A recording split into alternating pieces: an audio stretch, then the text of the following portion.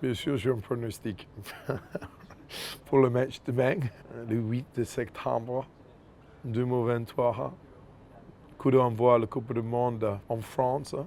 Une des meilleurs stadiums dans le monde pour moi, Stade de France, avec une ambiance extraordinaire, avec 4 ans d'anticipation qui va gagner cette match. Moi, je veux le dire, je vois quelque chose comme une bras de fer. Mais un bras, il va être plus fort que l'autre.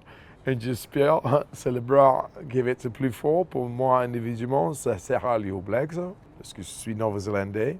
Mais à la même temps, j'apprécie totalement le style de jeu de l'équipe de France et que le meilleur équipe gagne.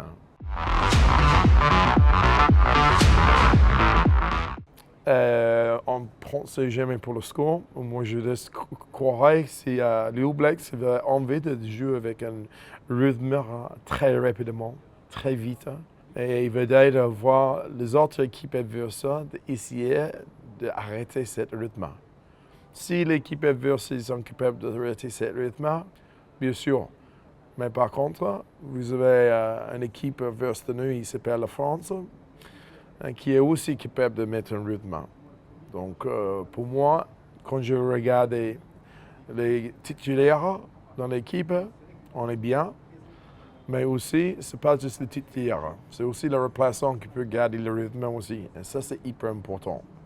Donc, moi, je crois que le All Blacks va gagner. Mais, par contre, moi, je aussi crois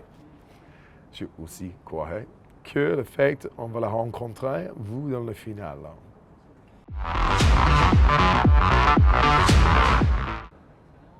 French Flair, une définition spontanément. French Flair, pour moi, ce sera des choses... tu ne peux pas juste calculer, tu joues avec des choses spontanées.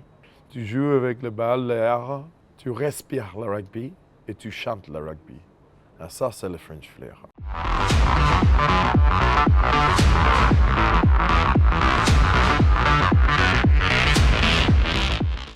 On n'est pas là de transmettre un message d'être peur. On est là de faire quelque chose de notre culture en Nouvelle-Zélande. Et notre culture vient de notre terre. Notre terre, c'est de notre histoire de Nouvelle-Zélande, les Maoris, les ancêtres qui passaient avant de nous, qui donnent à nous les opportunités aujourd'hui de représenter notre pays. Et nous représentons notre pays en formation de faire un haka, quelque chose qui pose un challenge de l'équipe adversaire. C'est quelque chose de la guerrière, et de demander le respect de l'équipe adversaire d'accepter notre challenge. Et on a adoré complètement quand vous êtes directement dans les yeux. Ça, c'est exactement le respect pour le hacker et ça, c'est exactement le respect pour le challenge. On va le faire sur le terrain pour le match. Il s'appelle le rugby.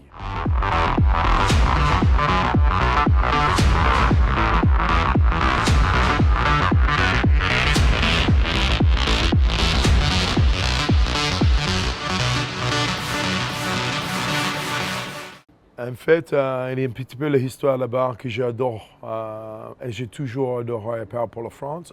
Parce que nous sommes une culture en Nouvelle-Zélande qui est tous par rapport au rugby. Le rugby, c'est notre religion. Et en la première guerre, quand il s'appelle Dave Gallagher Memorial Trophy, c'est le titre, le trophée que tous les jours quand la France joue contre la Nouvelle-Zélande, c'était pour cette trophée. Dave Gallagher, il était le capitaine de All Blacks pendant la première guerre. Et à un moment donné, la France demandait de voir le soutien de l'Australien et le Nouveau-Zélandais. Et à cette époque-là, les Nouveau-Zélandais et les Australiens ne comprennent pas pourquoi il y a besoin d'aller en France, de faire une guerre là-bas, dans les différents pays très loin des eux. Mais Dave Gallagher, c'était le premier de mettre sa main dans le lien et volontairement dit « Je vais aller là-bas Je respecte la France, je vais combattre contre les Allemands et je vais croire en tout ce que je fais dans ma vie contre la France au niveau de l'éducation de rugby. Donc, il mettait sa main dans l'air. Après de ça, toute l'équipe de All Blacks le suit, toute la nation le suit et tous les Australiens le suivent aussi. Il est mort en France, ici, pendant les guerres, mais à la même temps, ils ont gagné les guerres. Ils ont beaucoup de respect pour lui-même, pour le rugby, son valeur, et ça c'est pourquoi une belle histoire entre Nouvelle-Zélande et la France.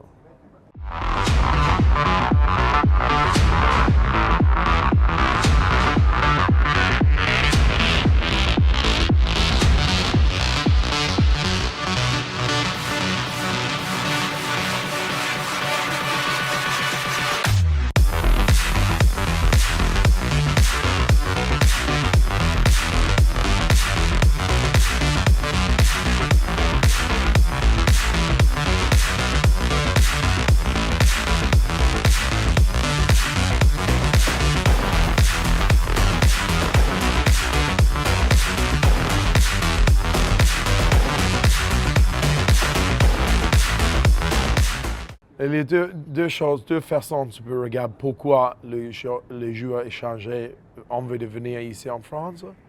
Et les deux réponses. Et d'être très professionnel pour ça.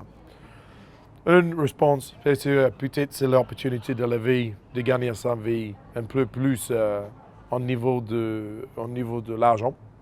Parce que la France donne beaucoup d'opportunités pour les joueurs fidjiens, samoans, tongans, même le Nouvelle-Zélande et l'Australien. Ils ont un peu mieux que le contrat en Nouvelle-Zélande. Nous, en Nouvelle-Zélande, jouons pour notre meilleur, premièrement. L'argent, c'est la deuxième chose dans la vie. Le plus important pour nous, c'était de jouer pour notre pays.